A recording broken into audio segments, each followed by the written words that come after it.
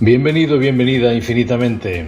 Soy José Antonio Guayar Claver y te agradezco una vez más que me acompañes en esta aventura de curiosidad y de ciencia en torno a los principios de la mente humana que, como sabes, es maravillosa e infinita. Hoy hablaremos de la inteligencia, un tema fundamental de estudio de la psicología y clave para entender la sociedad humana del conocimiento y el mundo que nos toca vivir. La inteligencia es un concepto multifacético que en términos generales se refiere a la capacidad que tenemos los humanos para adquirir, aplicar conocimientos y habilidades y es clave en la interacción humana con la realidad. Las capacidades fundamentales de los seres llamados inteligentes son el razonamiento, esa habilidad para pensar de manera lógica, para resolver problemas y tomar decisiones. El aprendizaje, o esa capacidad de adquirir nueva información, de comprenderla y de recordarla. La resolución de problemas, esa actitud de identificar un problema, analizar sus componentes, desarrollar estrategias y ejecutar soluciones. O la adaptación, esa habilidad que tenemos para ajustarnos a nuevas situaciones, entornos o desafíos, modificando el comportamiento o el pensamiento según sea necesario. O la creatividad, esa capacidad de generar ideas originales, innovadoras y útiles, pensando de manera divergente y explorando nuevas posibilidades. La memoria, esa facultad de almacenar, retener, recuperar información y de experiencias pasadas.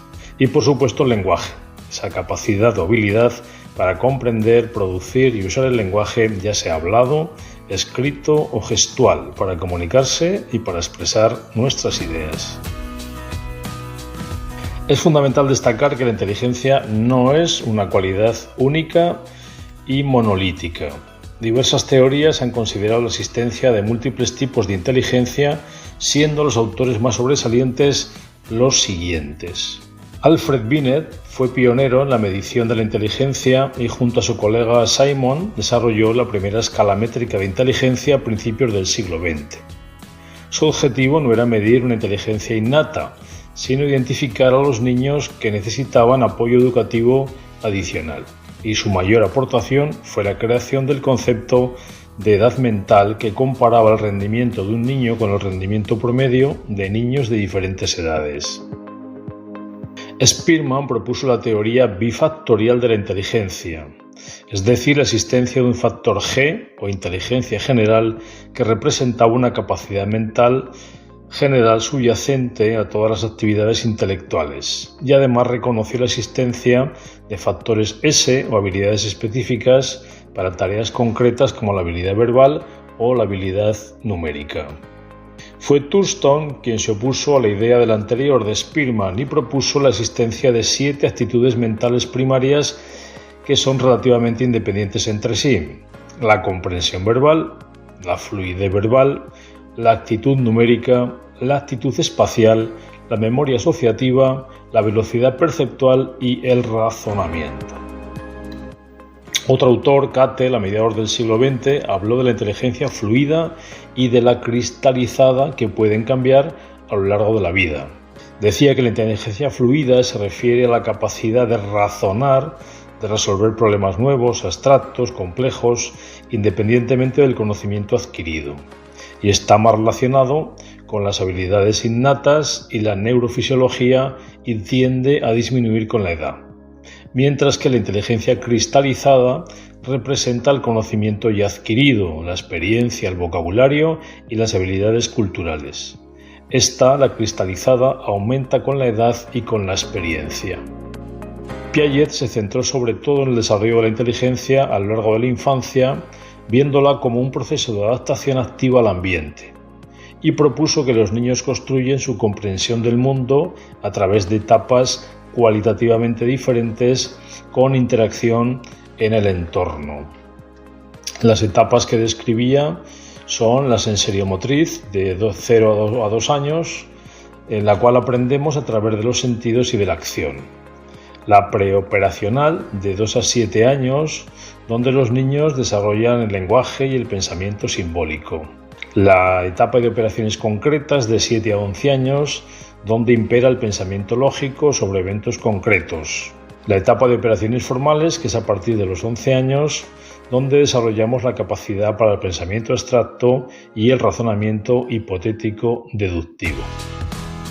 Howard Gardner, autor todavía vivo, bautizó una de las teorías más importantes sobre la inteligencia, la teoría de las inteligencias múltiples. Gardner propuso que la inteligencia no es una capacidad unitaria, sino un conjunto de inteligencias múltiples e independientes. Inicialmente identificó 8 tipos de inteligencia y últimamente ha sugerido una posible 9ª. La primera inteligencia sería la lingüística, esa habilidad con las palabras y el lenguaje. La segunda, la lógico-matemática, esa habilidad para razonar y resolver problemas numéricos. La tercera, la espacial, esa habilidad para percibir y manipular objetos en el espacio. La cuarta es la musical, esa habilidad para la música, el ritmo y la melodía. La quinta es la inteligencia corporal kinestésica, esa habilidad para el control de nuestro propio cuerpo y la manipulación de objetos. La sexta es la intrapersonal, esa habilidad de autoconocimiento y comprensión de las propias emociones. La séptima, la interpersonal, habilidad para entender y relacionarse con los demás, es decir, la empatía. La octava es la naturalista, esa habilidad para reconocer y clasificar elementos del mundo natural. Y la novena, la nueva, que propone es la existencial, esa capacidad para reflexionar sobre las grandes preguntas de la vida y el significado. Es decir, de dónde venimos, quiénes somos, a dónde vamos. Bien, Gardner ha desafiado la concepción tradicional de la inteligencia medida por el cociente intelectual, promoviendo una visión más amplia y equitativa de las capacidades humanas con gran impacto en la educación. Decía, no es cuán inteligente eres, sino cómo eres inteligente. Robert Sternberg, también vivo en la actualidad, propone una teoría triárquica de la inteligencia exitosa que se define como la capacidad de alcanzar los propios objetivos significativos en la vida, adaptándose, dando forma y seleccionando los entornos. Habla de la inteligencia analítica o la inteligencia para lo académico tradicional, una inteligencia creativa, esa capacidad para generar ideas nuevas y originales, así como de manejar la novedad y automatizar procesos, y la inteligencia práctica o lo que a menudo llamamos la inteligencia callejera. Y Daniel Goleman, no podía faltar, este autor ya citado en otros podcasts, en el de las emociones en concreto, que propone otra teoría muy moderna, la inteligencia emocional, aunque el término original no fue suyo, sino que fue acuñado por Salovey y Mayer. La inteligencia emocional, como sabes, se refiere a la capacidad de reconocer, comprender y gestionar las propias emociones, así como de percibir, comprender e influir en las emociones de los demás. Se desglosa en 5 componentes principales. El autoconocimiento emocional, es decir, que seamos capaces de reconocer las propias emociones. La autorregulación emocional, o sea, gestionar las propias emociones. La motivación, dirigir nuestras emociones hacia el logro de metas. La empatía, comprender las emociones de los demás. Y las habilidades sociales, es decir, manejar las relaciones con los demás de manera efectiva. Goleman puso de manifiesto la importancia de las habilidades emocionales y sociales para el éxito en la vida más allá de la inteligencia cognitiva tradicional. Bueno, ¿y qué decir de la medición de la inteligencia? Pues se han utilizado habitualmente pruebas de coeficiente intelectual, el llamado CI, pero sin embargo estas pruebas se centran principalmente en las habilidades lógico-matemáticas y lingüísticas y no reflejan la totalidad de las capacidades intelectuales que tiene una persona.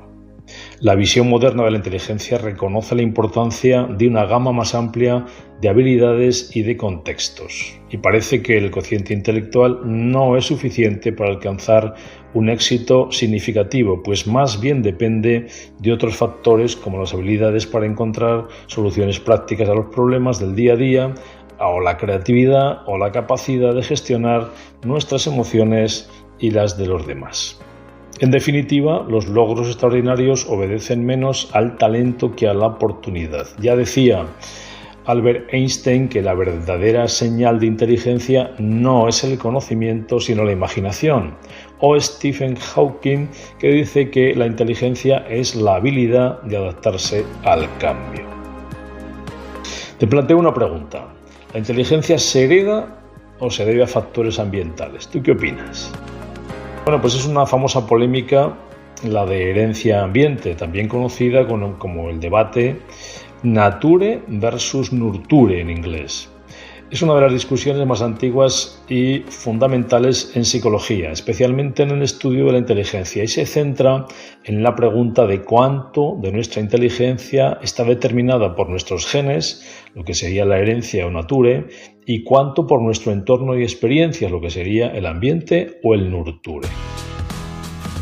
Los defensores de la postura genética argumentan que la inteligencia es principalmente una capacidad innata, que viene de cuna, predeterminada por la genética que heredamos de nuestros padres. Se basan en la idea de que nacemos con un cierto potencial intelectual que está codificado en nuestro ADN.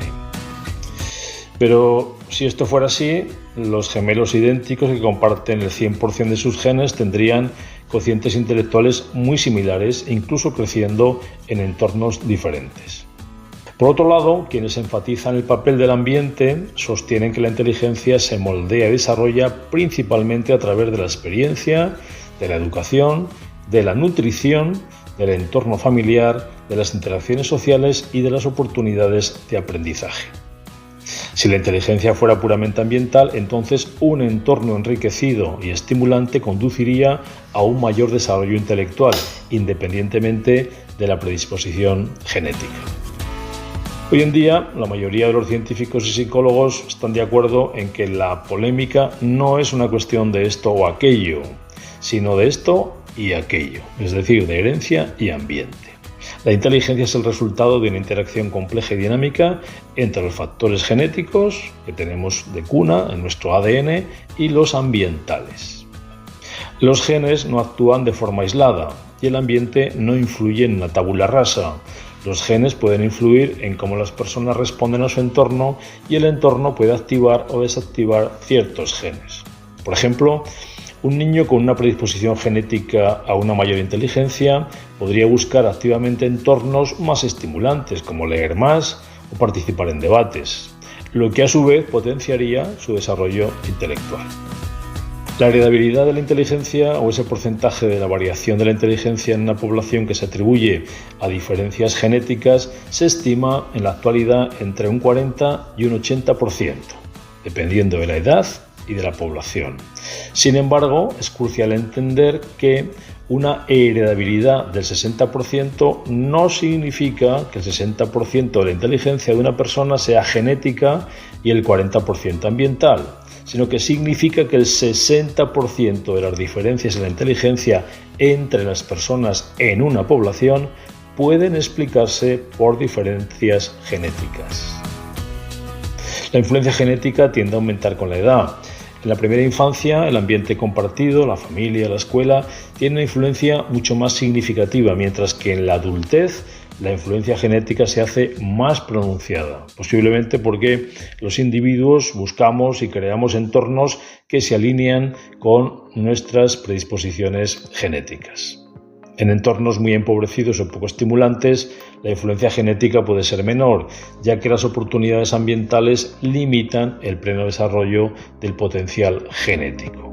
Incluso si hay una base genética, el ambiente juega un papel vital en cómo se expresa ese potencial. Veamos algunos factores ambientales influyentes en nuestra inteligencia humana.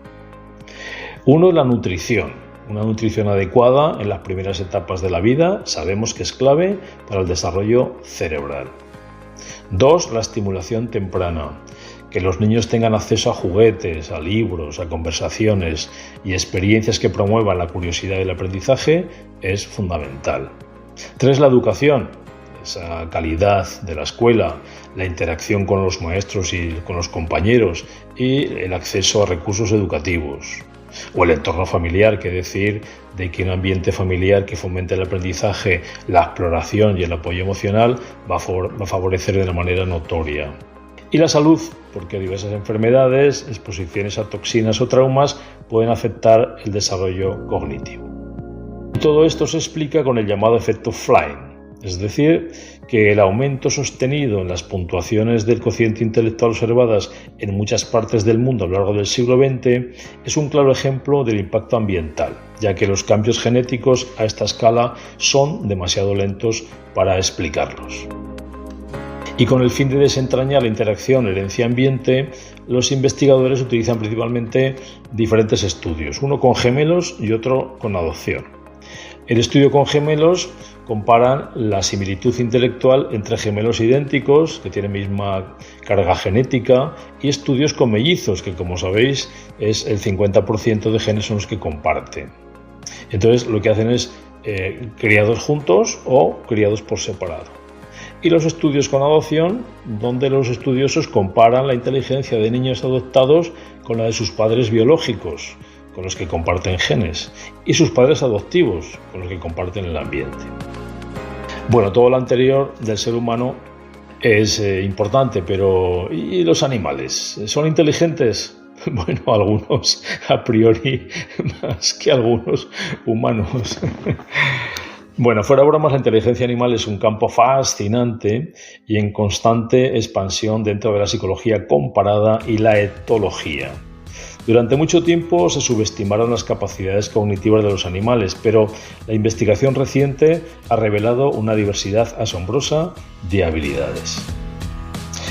Las distintas especies que habitan nuestro planeta disponen de dos mecanismos complementarios para resolver la adaptación a su entorno. Uno es la programación genética, la que les permite desencadenar pautas de conducta compleja con un alto valor de supervivencia. Y el otro mecanismo es el del aprendizaje, que les permite a los animales modificar la conducta ante los cambios ambientales.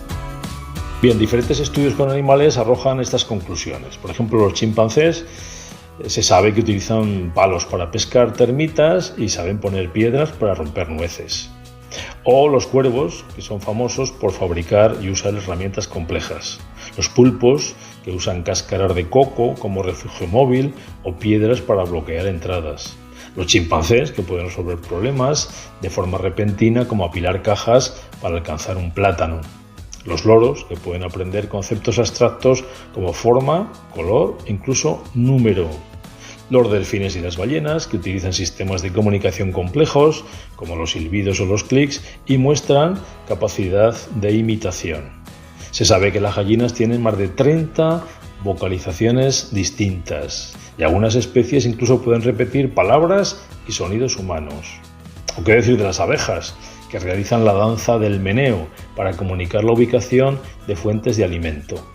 O los elefantes, famosos por su gran memoria, que recuerdan rutas de migración y fuentes de agua a largo plazo y pueden reconocer individuos después de mucho tiempo. Las ardillas, que recuerdan la ubicación de miles de escondites de comida durante meses, y bueno, los perros, los mejores amigos del hombre y de la mujer, que son excepcionalmente buenos en aprender de los humanos y reconocer sus emociones. O el jaguar, que me han contado que son bilingües, porque cuando hablan entre ellos se dicen, atención, how are you? Bueno, un poco de risa inteligente a estas horas no viene nada mal. Cambiamos de tercio. Otro campo muy actual y que no podemos dejar de tratar en este podcast es el de la inteligencia artificial, que busca crear sistemas y máquinas capaces de realizar tareas que hasta hace poco tiempo requerían de la inteligencia humana. Esto incluye aprender, razonar, resolver problemas, percibir, comprender el lenguaje y en algunos casos manipular objetos. Fue en 1956 cuando John McCarthy, que no tiene nada que ver con Paul McCartney, ex de los Beatles, en un congreso de informática propuso el término inteligencia artificial.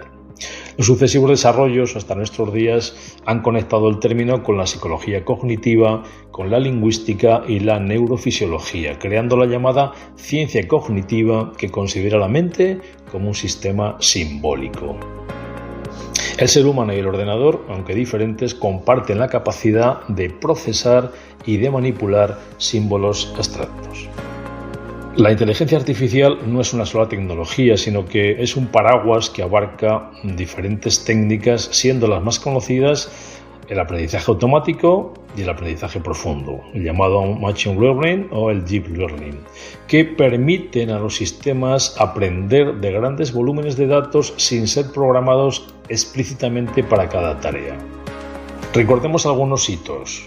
En 1950, Alan Turing publica una obra cumbre que es Computing Machinery and Intelligence. En 1997, la máquina Deep Blue, recordad, de IBM, vence al gran Kasparov en una partida de ajedrez. Y en el 2000 comienza la venta de las primeras mascotas robots, hasta hoy con ChatGPT y otras aplicaciones de IA en constante desarrollo.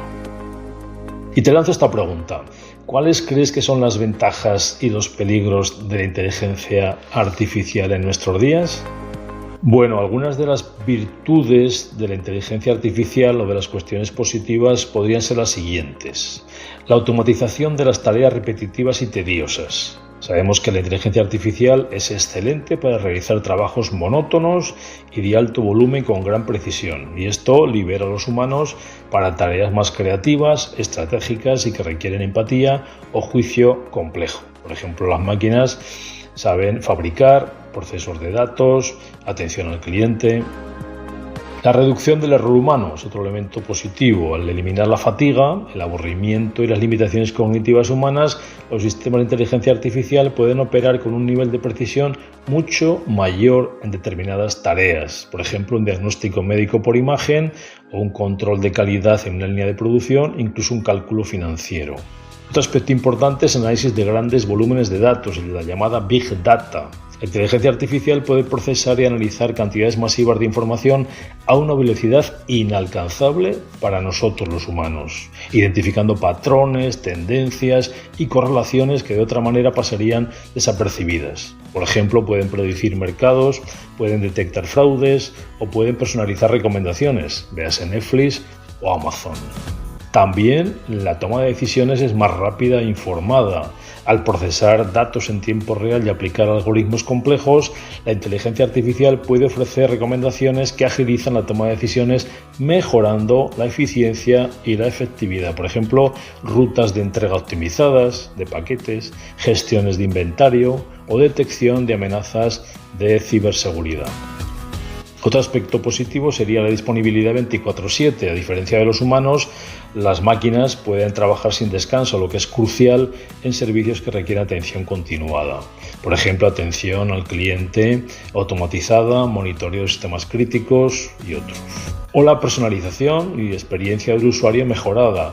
La inteligencia artificial puede adaptar productos, servicios y contenidos a las preferencias individuales de los usuarios, creando experiencias más relevantes e incluso satisfactorias. Por ejemplo, listas de reproducción personalizadas, publicidad dirigida, asistentes virtuales. ¿O qué decir de los avances en la salud y en la investigación? La inteligencia artificial está revolucionando la medicina, desde el descubrimiento de fármacos hasta el diagnóstico precoz y la medicina personalizada. Por ejemplo, en la detección temprana del cáncer, el desarrollo de nuevas moléculas o incluso los robots quirúrgicos. Y por último, como factores positivos, ventaja sería la potenciación de la creatividad humana. Al encargarse de tareas tediosas, la inteligencia artificial puede liberar tiempo para que los humanos nos centremos en la ideación, en la innovación. Incluso puede asistir en procesos creativos como la generación de ideas o borradores, tipo generación de textos, de imágenes o de música a partir de nuestras indicaciones. Pero bueno, no todo el monte es orégano. Y he aquí algunas desventajas, defectos o peligros de la inteligencia artificial a día de hoy y que nos deberían hacer pensar. Uno es el sesgo algorítmico y la discriminación, porque los sistemas de inteligencia artificial aprenden de los datos con los que son entrenados. Y si estos datos reflejan prejuicios o desigualdades históricas tipo género, raza, nivel socioeconómico, las máquinas pueden perpetuar y amplificar estos sesgos llevando a decisiones injustas o discriminatorias. Por ejemplo, pueden llevar a sistemas de contratación que favorecen ciertos perfiles o algoritmos de reconocimiento facial con menor precisión en ciertos grupos étnicos. 2. Puede ocurrir que tengamos pérdida de empleos. La automatización impulsada por la inteligencia artificial puede desplazar a trabajadores de roles rutinarios y repetitivos, generando preocupación sobre el desempleo y la necesidad de una reconversión laboral masiva. Bueno, ¿y qué decir de la falta de empatía de las máquinas y de la comprensión del contexto humano? La inteligencia artificial opera con datos y con lógica, careciendo de la capacidad que tenemos los humanos para comprender las emociones, los matices culturales o situaciones sociales complejas.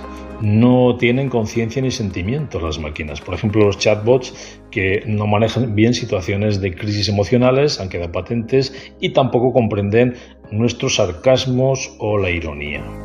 También es fundamental pensar en los problemas de privacidad y en la seguridad de los datos. Para funcionar, la inteligencia artificial requiere acceso a grandes cantidades de datos, a menudo personales, y esto plantea riesgos significativos de si estos datos no se gestionan de forma segura y ética o si pueden ser vulnerables a ciberataques. Otro aspecto negativo sería la opacidad y la falta de transparencia, la llamada caja negra. Muchos algoritmos avanzados de la IA, especialmente los de aprendizaje profundo, son tan complejos que incluso sus creadores pueden tener dificultades para entender cómo llegan a ciertas decisiones.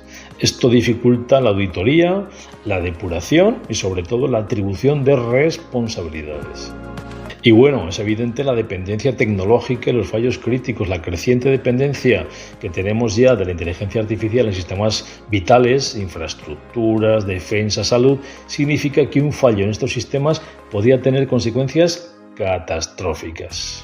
También el coste elevado, la necesidad de especialización, desarrollar, implementar y mantener sistemas robustos de inteligencia artificial y eficientes requiere una inversión significativa de recursos y de personal altamente cualificado, lo que puede limitar su acceso a organizaciones o empresas con menos recursos. Por supuesto, los dilemas éticos y la responsabilidad ya citada. ¿Quién es responsable cuando un sistema de inteligencia artificial comete un error grave o causa un daño? Por ejemplo, un coche autónomo en un accidente. La creación de la inteligencia artificial autónoma plantea complejos desafíos éticos y legales sobre el control y la responsabilidad. Y, finalmente, decir sobre la vulnerabilidad a ataques maliciosos. La inteligencia artificial puede ser utilizada para fines maliciosos como la creación de deepfakes, la difusión de desinformación a gran escala o el diseño de ciberataques más sofisticados. Es decir, en definitiva, que nos encontramos como cuando se inventó la bomba de neutrones, pues los humanos podemos utilizar esa investigación, ese descubrimiento para hacer la bomba atómica y matar a la gente o para curar el cáncer y hacer que sobrevivamos. Bueno, y ya llegados a este punto, te dejo pensando en todo lo expuesto como persona muy inteligente que eres para acabar con una reflexión sobre lo que nos ocupa. ¿La inteligencia va a influir en nuestra felicidad? Bueno, pues ser muy inteligente no garantiza al 100% la felicidad. Las personas altamente inteligentes a veces pueden ser más propensas a la rumiación, a analizar excesivamente las situaciones, a tener expectativas más altas de sí mismas y de los demás, lo que les puede llevar a la frustración o al aislamiento. ¿O qué decir de los llamados niños Saban? El síndrome de Saban es un síndrome llamado del sabio, que es una patología extraña en la que las personas con discapacidad en su desarrollo, lesiones o enfermedades cerebrales presentan islas espectaculares de habilidad o de habilidades de forma extraordinaria, creando una discordancia entre la discapacidad y la superhabilidad. Son expertos espaciales, o son expertos en arte, en cálculo, en mecánica, o incluso pueden memorizar ingentes datos, incluso pueden tener memoria fotográfica. También en algunos casos las personas muy inteligentes pueden sentirse incomprendidas o tener dificultades para conectar con los demás a un nivel profundo, lo que podría llevar a sentimientos de soledad. Bueno, pues lo que queda claro es que la forma en que se utiliza la inteligencia es más determinante que su mera posesión. Una alta capacidad intelectual puede ser una herramienta poderosa para construir una vida plena, pero no lo es todo. Ya sabes, porque lo tratamos en otro podcast anterior propio de la felicidad, que esta es un concepto multidimensional influenciado en un alto porcentaje por una amplia gama de factores más allá del coeficiente intelectual, como la salud física, la salud mental, las relaciones sociales, el propósito de la vida, la autoaceptación, la resiliencia, palabra que me gusta mucho, y la capacidad de gestionar nuestras emociones y las de los demás. Pero la cuestión creo que es si encontraremos alguna vez vida inteligente más allá de esta sociedad que sufrimos y nos toca vivir. Y si alguna constitución o legislación de este lado del planeta se atreverá a poner en valor la felicidad de las gentes para consumar la autorrealización de cada persona sin distinción de capacidades intelectuales. Es decir, si nuestros gobernantes, más allá de mirarse el ombligo y mantenerse en el poder, serán capaces de comprender que los términos economía, libertad, bienestar, igualdad, dignidad, justicia y progreso van de la mano y pueden cotizar perfectamente al alza en la consolidación de la inteligencia colectiva, que como sabemos es más potente que la individual.